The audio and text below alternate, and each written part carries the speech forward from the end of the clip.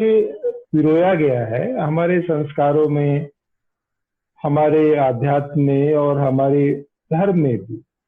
हर देवता के लिए अलग फूल की, हर देवता के लिए अलग वृक्ष की, और मौसमों के साथ भी उनका जुड़ाव रहा है।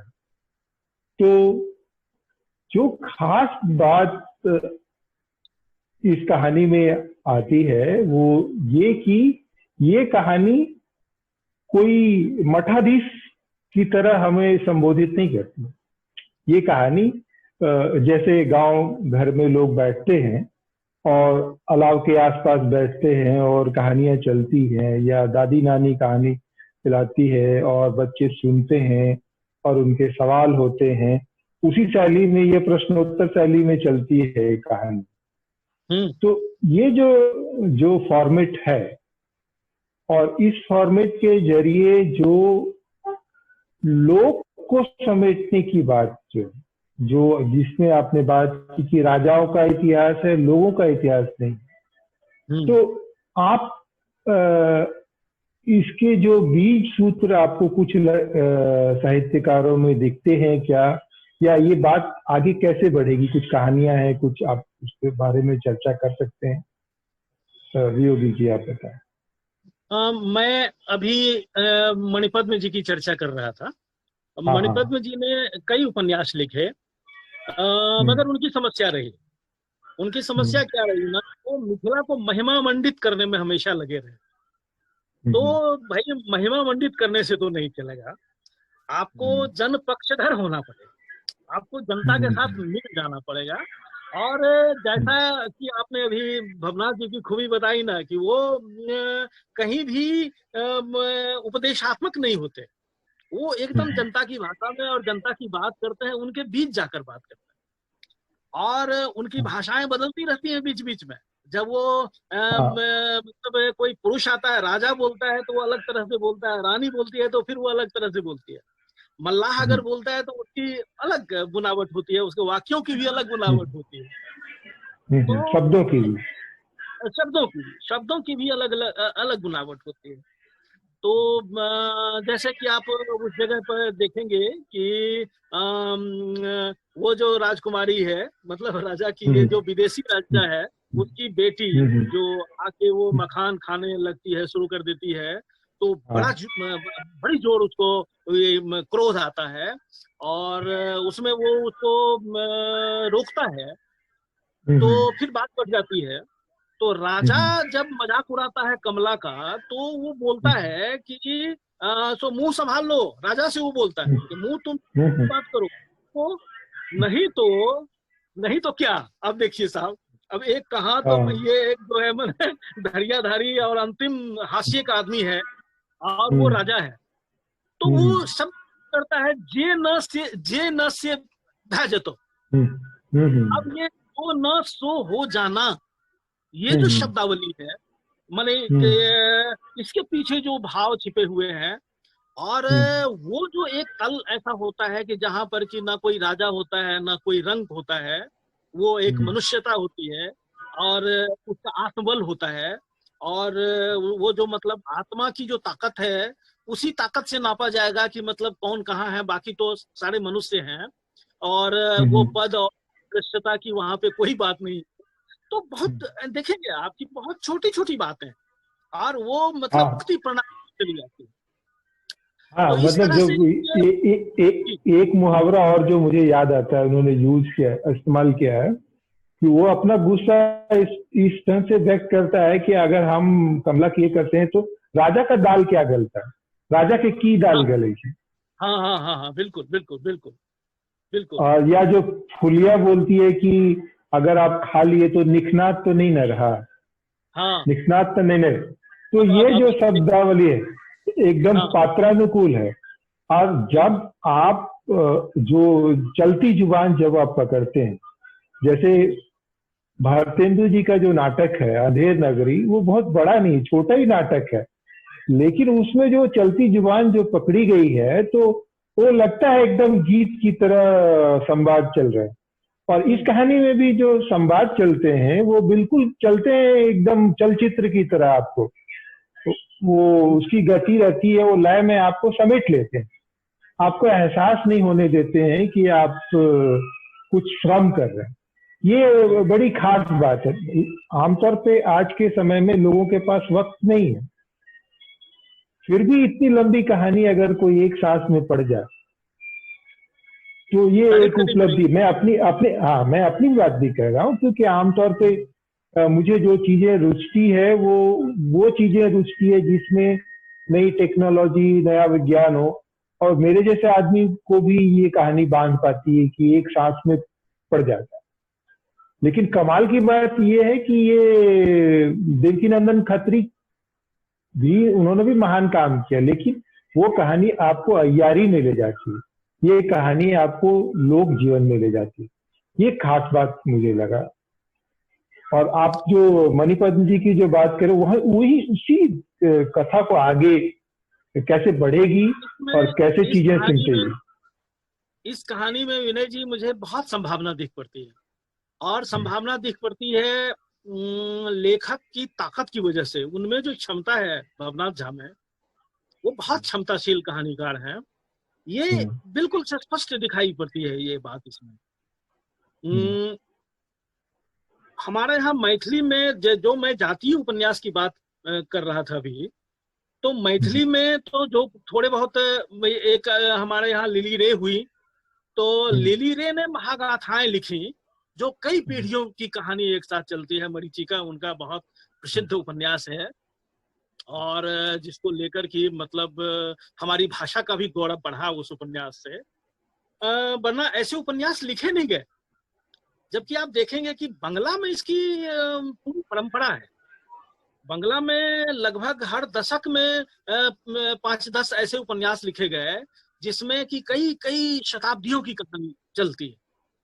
और उसके पृष्ठों की तो आप हिसाब मत करें कि वो तो कितने पृष्ठ में वो कहानी जाएगी, और 500 पेज तो उसके लिए कुछ भी नहीं है। तो हम्म, ये एक जो मतलब जातीय उपन्यास, जिसको मैं बार बार ये जातीय शब्द कह रहा हूँ, जिसमें मिथिला को परिभाषित किया जा सके, तो ऐसे लिखने की संभावना इस लेखक में है।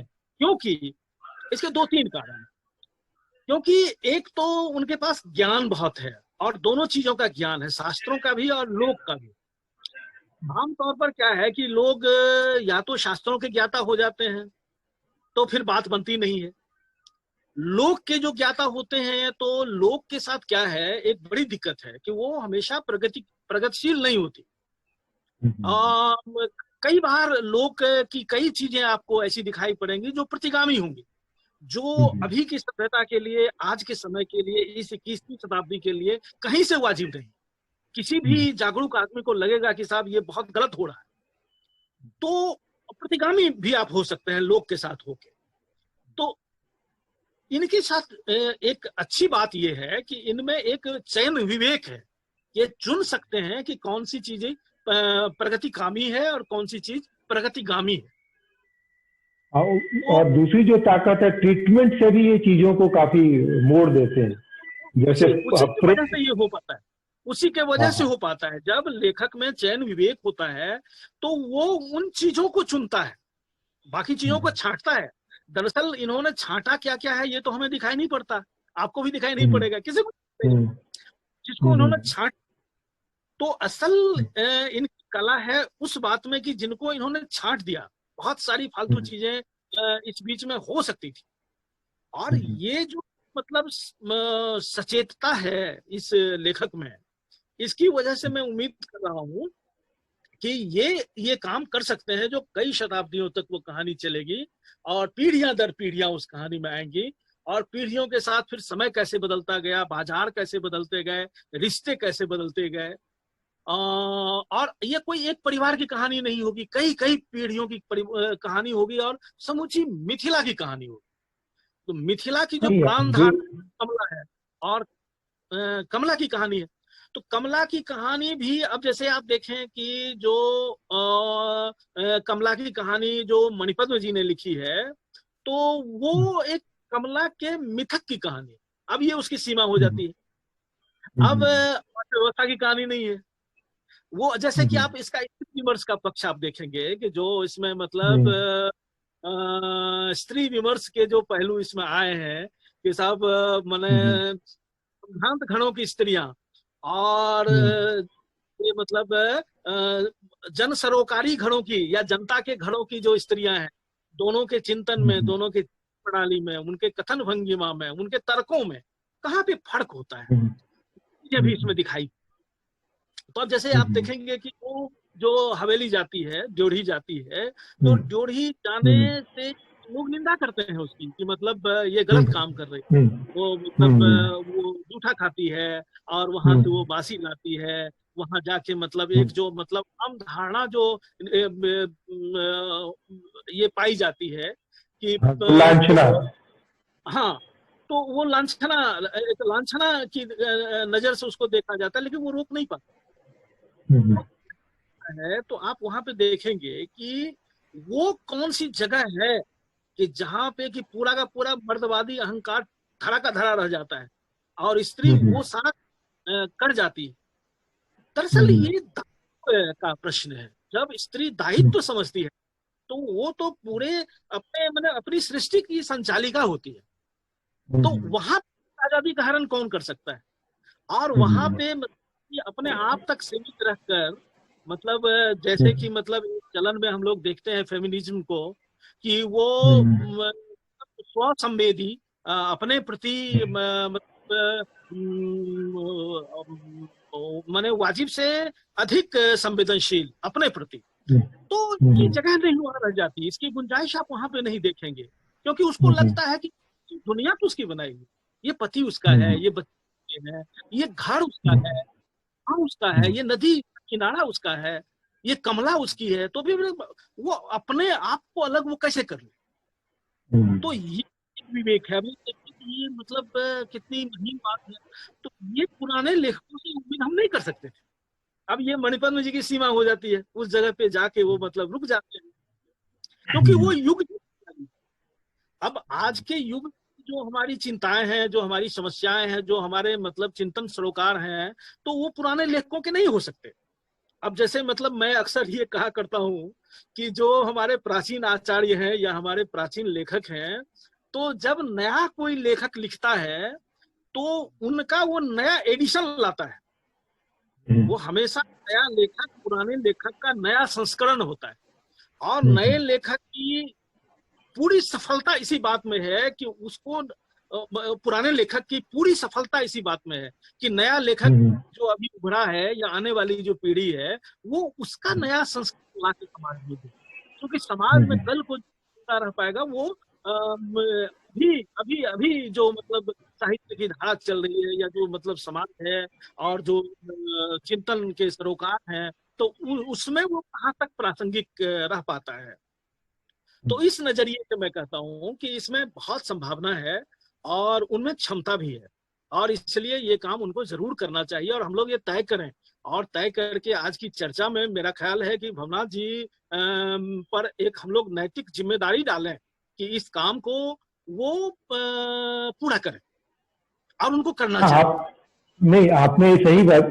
आज जो अगर हम प्रकाशन व्यवसाय को देखते हैं तो प्रकाशन व्यवसाय में हम देखते हैं कि ऐसी पुस्तकें काफी बाजार में हैं जिनकी मांग है, जो किसी खास शहर, किसी खास राज्य या किसी खास संस्कृति की पूरे, जिसको हम बोलते हैं पूरे स्पेक्ट्रम में काफी लंबे कालखंड को लेकर के उसके हर पक्ष को जैसे जेरूसलम के ऊपर एक बहुत मोटी किताब आई, इस्तांबुल के ऊपर किताब आई, काशी के ऊपर हिंदी में भी किताब है, 2-3 खंड, हाँ 2-3 खंडों में लिखा हुआ है।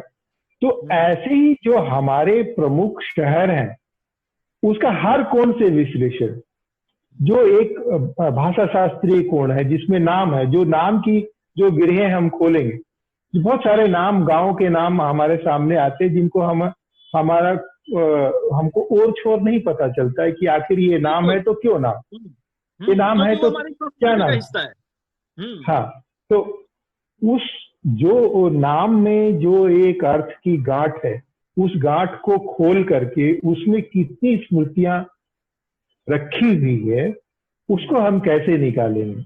और जो दूसरी एक जो महत्वपूर्ण बात है वो ये है कि जो मुख्य धारा ज्ञान और एक जो उसके समानांतर चलती धारा जो नीचे से उठ के आ रही है, जो कल भविष्य में अपना आकार लेगी। जैसे कोई भी जो एक मुख्य धारा जो अपनी जगह लेती है, वो कई बार वो हास्य की संस्कृतियों की जो हिस्से की जो जमीन होती है और उनके हिस्से की चीजें हड़प लेती है, जो मिथिला के संदर्भ में, विद्यापति के संदर्भ में सामने आ चुका है कि पहले विद्यापति को हड़पा गया था बंग संस्कृति के द्वारा, या जयदेव को लोगों ने बंगला का घोषित कर दिया था।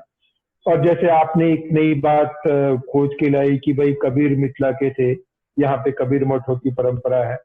तो और जो नामों का जो इतिहास है और उनकी जो चीजें जहां से जुड़ी है, और ये चीजें कैसे जाकर के हमारी शिक्षा व्यवस्था से जुड़ेगी, क्योंकि जो हम पढ़ रहे हैं उसमें हम भांग, एक मैं उदाहरण लेता हूं कि भांग मिथिला की संस्कृति से जुड़ा हुआ है, लेकिन आज की पीढ़ी उसको एक नारकोटिक्स के हिसाब से देखती है, उसके औषधीय गुण को नहीं पहचानती है, उसके पोषक तत्व को नहीं पहचानती है और उसके दूसरे पहलुओं को नहीं जानती है। पर ये चीजें जो है हमारी कहानियों में, हमारी कहावतों में, जैसे एक कहावत है कि बारीक पटुआ तीत, अब ये जो नई पीढ़ी है उसका परिचय पटसन के साथ सिर्फ पैकेजिंग मटेरियल के रूप में, उसको खाया भी जाता था, ये हमने नहीं। तो ये चीजें कैसे जा करके जुड़ेंगी हमारी मुख्य शिक्षा धारा से, जो वनस्पतियों के नाम है, नदियों के, इतनी सारी नदियां हैं जो हम जानते नहीं हैं, उसके कई रंग हैं। जैसे कमला का ही देखते हैं हम तो कई धाराएं हैं, छुतहरी है, भूतही है, तो ये सब नाम है और बहुत सारे नाम जो मुख्य धारा में हम नहीं जानते हैं। जैसे गंगा को वर्धमान में बाबला भी बोलते हैं, बक्रवती बोलते हैं। तो ये जो पहलू है नदियों का, ये वनस्पतियों का, हमारी मिट्टी का, जो हमारे कहावतों में, हमारी कथाओं में बची रह गई है, ये कैसे फूटेगी? जो रुकी हुई धारा जो है, जो दुष्यंत ने कहा है कि हमें मालूम है पानी कहाँ ठहरा हुआ होगा, वो जो ठार, हाँ, यहाँ तक आते आते सूख जाती है कई नदियां, तो ये जो ठहरी हुई जो जहां धारा है उसकी पहचान कौन करेगा और तोड़ के लाएगा कौन? दरअसल विनय जी, हम लोगों के पास बहुत सारे काम हैं, बहुत कम काम हमारे पूर्व के लोग कर पाए हैं, और इतनी जिम्मेवारी हम लोग महसूस करते हैं मिथिला को लेकर। मिथिला एक तो मतलब अस्मिता का जो युग अभी आया है, और वो चिंतन की जो धारा अभी इसको लेके बनी है, तो ये पुराने दिनों में इसकी कमी थी।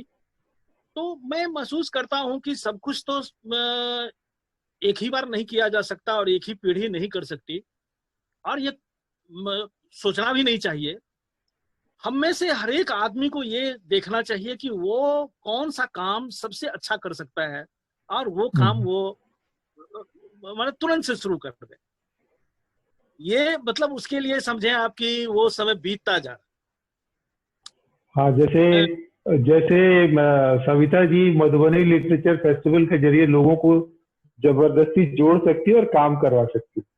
बिल्कुल। तो ऐसे काम, हाँ, जो लोगों से काम करवा पाए, ऐसे लोगों की बहुत जरूरत है, और जो लोगों को जोड़ पाए। और जो आपने जैसे बात पूरी, तो मुझे एक और चीज याद आ रही, जो पहले मधुबनी लिटरेचर फेस्टिवल हुआ था, उसमें किसी सज्जन ने टिप्पणी की थी कि न्याय शास्त्र की किसी किताब में, वो तेलुगु के किसी लेखक ने टिप्पणी की थी, और किन्हीं को तेलुगु आता नहीं था, तो उसमें क्या है ये नहीं जान पा रहे।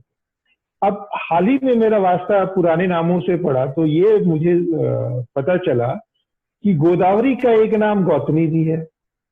हाँ, हाँ। और जो दो नामों में कंफ्यूजन है, एक तो विजयनगर और राजमंद्री, ये दोनों न्याय शास्त्र के पुराने स्थान हैं। अब ये गौतमी का, न्याय शास्त्र का और गोदावरी और जो क्षीरोदगी का क्या है?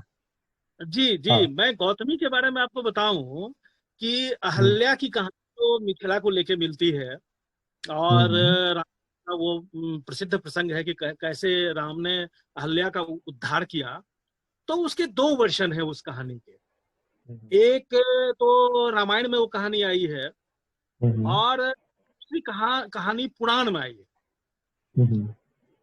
मैं जैसा याद कर पा रहा हूं कि ब्रह्मांड पुराण में संभवतः वो दूसरा, उसमें वो शाप भी अलग तरह से दिया जाता है, उसमें वो पत्थर भी नहीं बनती है, उसमें वो सूखी नदी, अहल्या पत्थर नहीं बना, वहां पे राम नहीं आते। ऐसा लगता है कि मतलब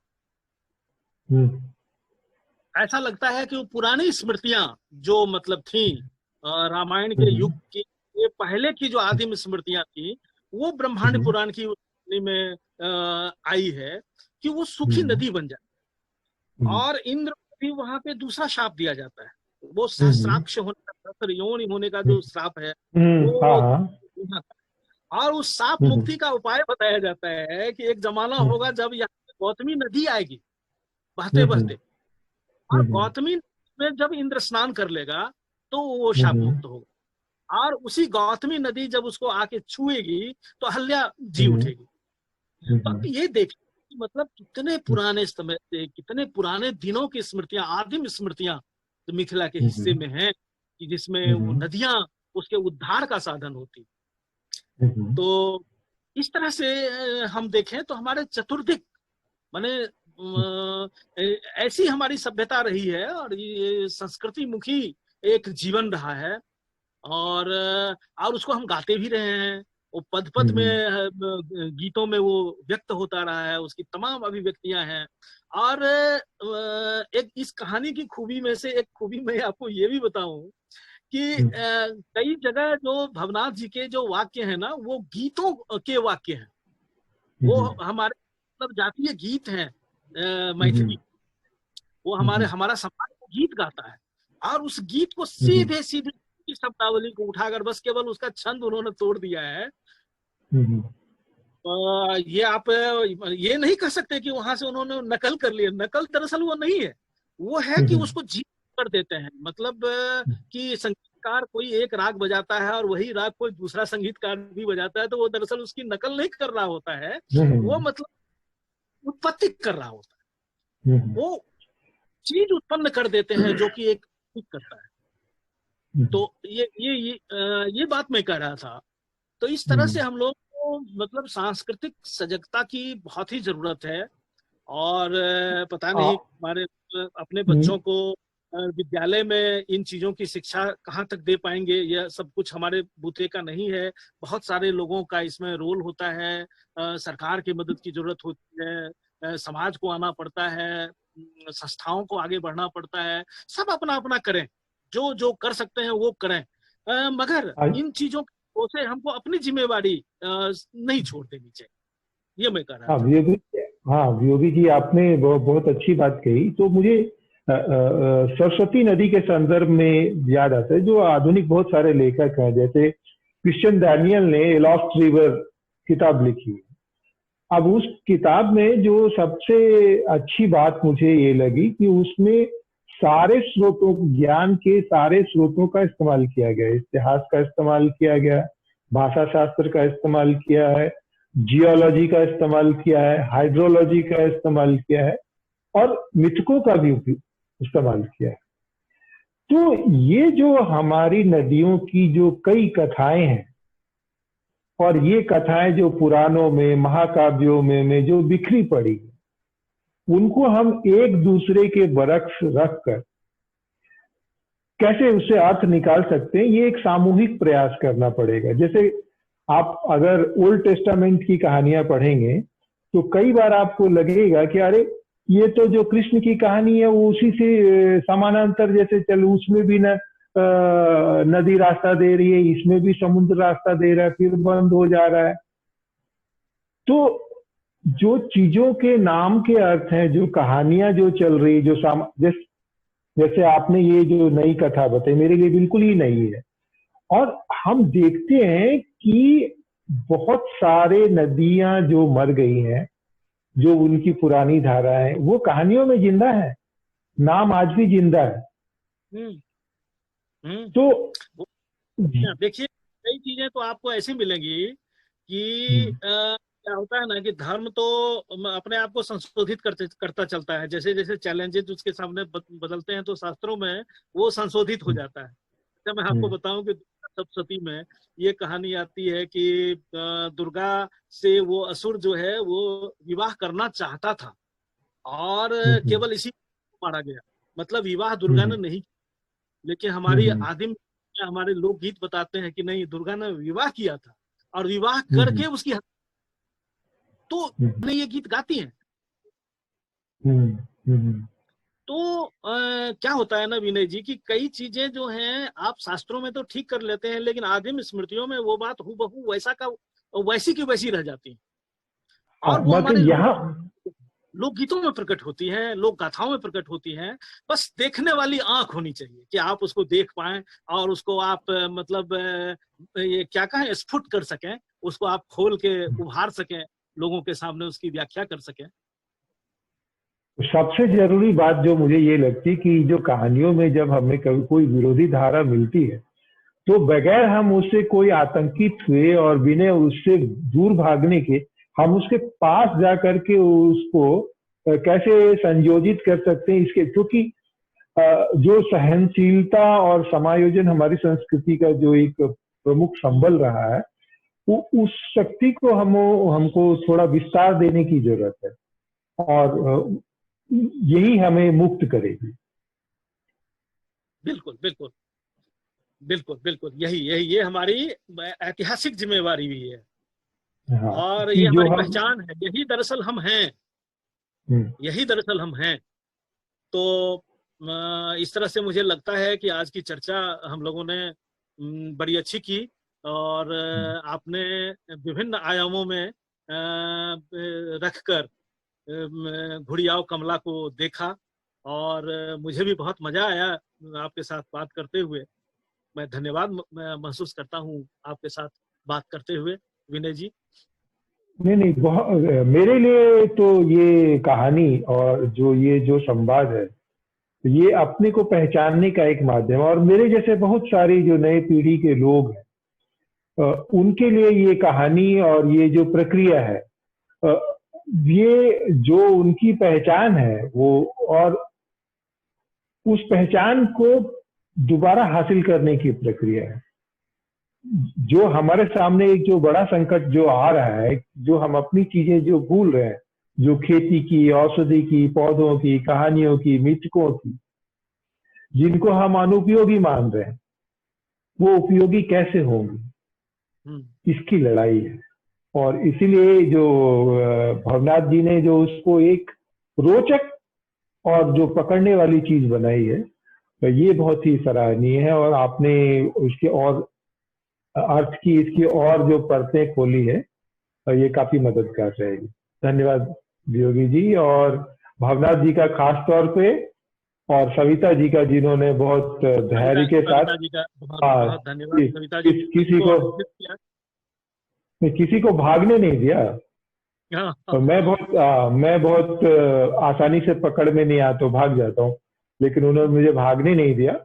और ये तो मैं खुद इससे बहुत खुश हूँ। धन्यवाद।